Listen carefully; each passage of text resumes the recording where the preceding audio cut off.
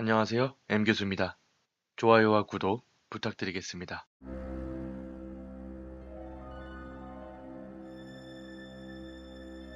사람이 사람을 먹다. 옛날 역사에서 기근은 말로는 다할 수 없을 정도로 처참한 것이었다.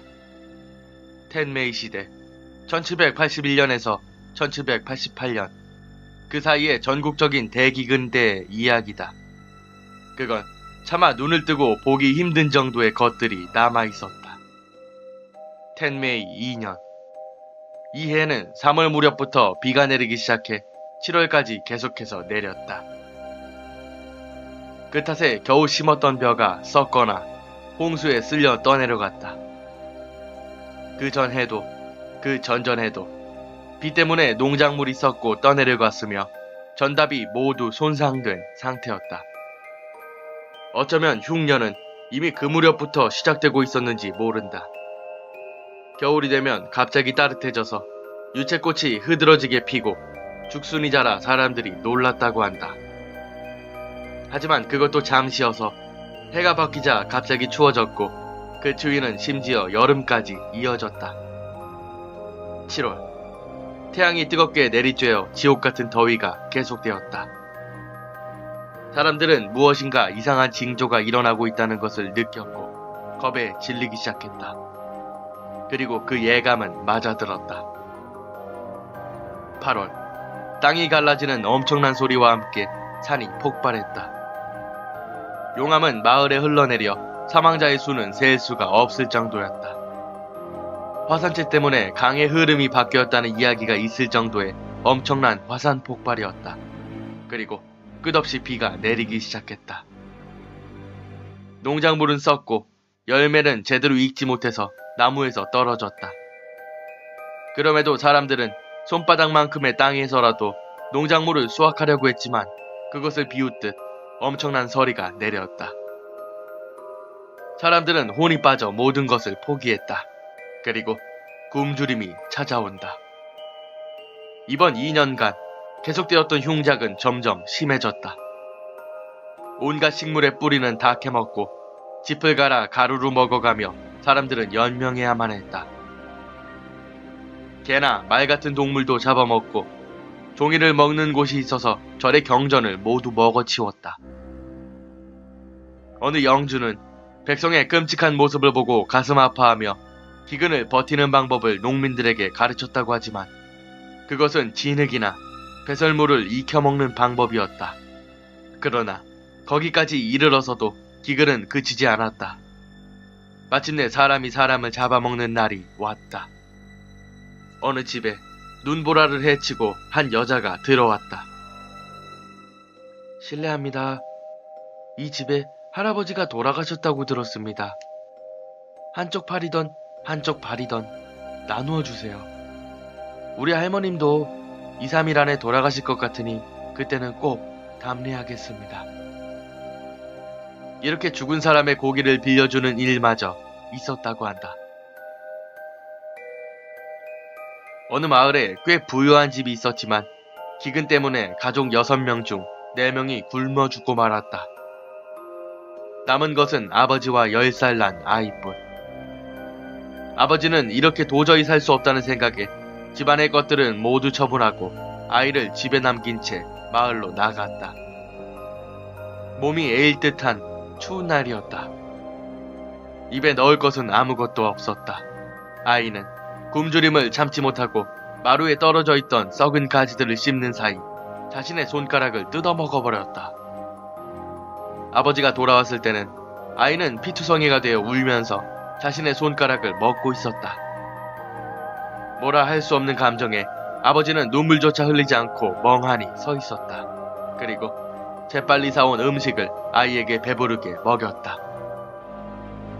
그리고 아이가 잠들자 아버지는 아이의 목을 잘라 죽이고 자신도 목숨을 끊었다. 그런데 다른 지방으로 시집갔던 딸이 아버지와 남동생이 걱정돼 친정에 왔다. 하지만 있는 것은 2사람의 시체뿐이었다. 그녀는 울면서 남편에게 말했다. 그러자 남편은 우리도 언제 죽을지 모르는 몸이야. 장례식을 치러줄 수도 없으니까 집에 불을 지르고 와. 걔한테 뜯어먹히는 것보단 낫겠지. 나도 곧 갈게. 라고 말했다. 그리하여 여자는 집으로 돌아갔다. 그리고 불을 피우려고 했지만 두 사람의 시체를 보는 사이 배고픔을 참을 수가 없었고 난로불에 시체의 파란 쪽을 구워보았다. 그리고 여자는 두 사람을 모두 먹어치웠다. 굶주림을 채우자 더 이상 부모도 형제도 없었다. 여자는 정신을 놓고 나중에 찾아온 남편과 자신의 아이도 죽여 그것마저 먹었다. 여자는 더 이상 인간이 아니었다. 팔과 다리는 굵어지고 눈의 색도 이상하게 빛이 났다. 머리카락을 흐트러뜨리며 들판을 헤매며 시체를 찾아 방황했다. 기근 때문에 그녀가 죽인 사람의 수는 헤아릴 수가 없었고 들개들이 몰려다니는 곳에 가면 사람의 시체는 얼마든지 있었다. 그러다 마침내 여자는 살아있는 아이들에게도 손을 대기 시작했다. 도저히 내버려둘 수 없게 된 마을 사람들은 모여서 여자를 쫓아냈다. 하지만 마을 사람들은 너무나도 불안했고 오히려 잡아먹힐 것만 같았다. 간신히 여자를 산속으로 쫓아냈지만 이번에는 나무를 캐러 간 사람들을 덮쳤다.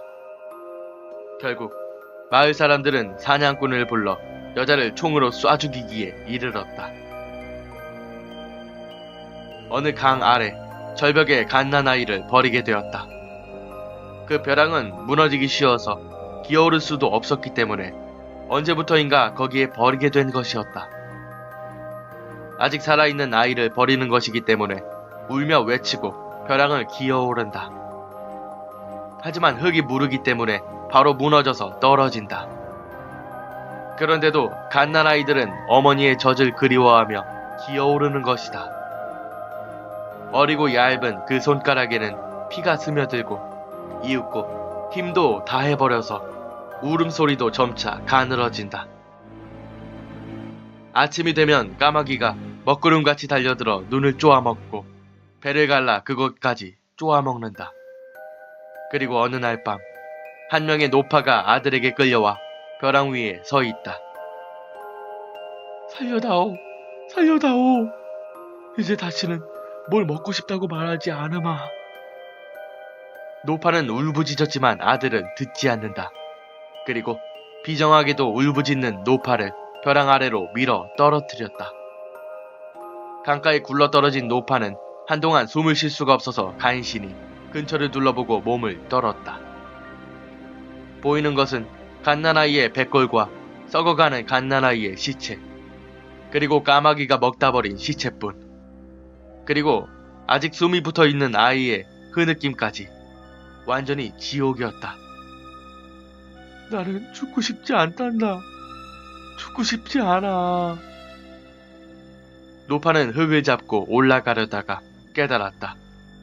자신이 잡은 것은 끊어진 갓난아이의 다리였다. 아마 까마귀가 먹다가 흘린 것이거나 떨어지다가 잘려나간 갓난아이의 다리일 것이다. 내던지려다가 노파는 손을 멈췄다. 그리고 천천히 그것을 자신의 입으로 가져간다. 정신을 차렸을 때는 노파는 뼈만 남은 다리를 쪽쪽 빨고 있었다. 그 이후로 노파는 버려진 아이들을 먹으며 목숨을 이어나갔다. 사냥감을 빼앗긴 까마귀는 기분 나쁜 듯 모여 날다가 이윽고 노파에게 덤벼들었다. 노파는 썩은 나뭇가지 같은 손을 이리저리 흔들었지만 까마귀 무리는 물러나지 않았다. 노파는 일어서서 새를 쫓으려고 했다. 하지만 갓난아이의 뼈에 발이 미끄러져 넘어지고 만다. 그 순간 까마귀들은 그것을 신호로 한 것 같이 노파를 쪼기 시작했다. 눈을 찌르고 옷을 찢었다. 노파는 벼랑을 기어오르려고 했지만 흙은 무너질 따름이었다. 까마귀는 가차없이 그 머리카락을, 그 다리를, 그리고 손을 찢었다. 이윽고 까마귀들이 날아오른 뒤 남아있는 것은 노파의 백골뿐이었다. 그 이후로 그곳은 강이 되었고 이름은 붕천이 되었다. 기근이 끝나고도 그곳에서는 밤마다 갓난아기가 흐느껴 우는 소리나 노파의 비통한 절규가 밤바람에 섞여 들려왔다고 한다.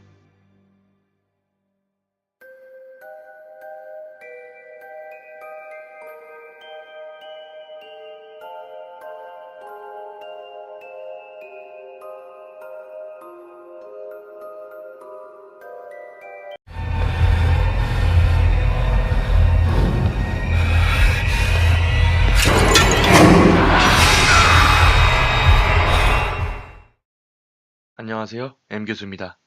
좋아요와 구독 부탁드리겠습니다. 3월 무렵부터 비가 내리기 시작해 7월까지 계속해서 내렸다. 그 탓에 겨우 심었던 벼가 썩거나 홍수에 쓸려 떠내려갔다. 그 전해도, 그 전전해도 비 때문에